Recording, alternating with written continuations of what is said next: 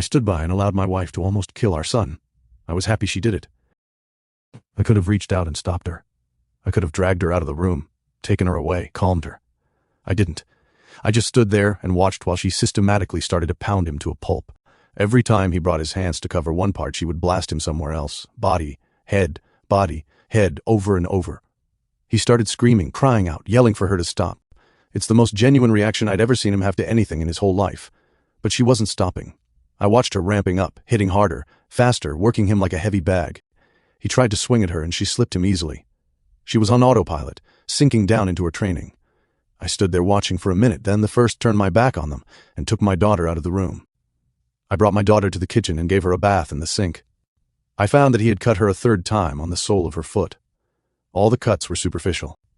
I cleaned her up and held her until she calmed. I put Polysporin and Band-Aids on her cuts. In our bedroom, I could hear my son screaming, calling my wife horrible names, telling her he would cut her head off and fuck her corpse. After a while, I didn't hear him saying anything anymore, didn't even hear him crying out. I assumed that he must have been knocked out, but I could still hear her beating him.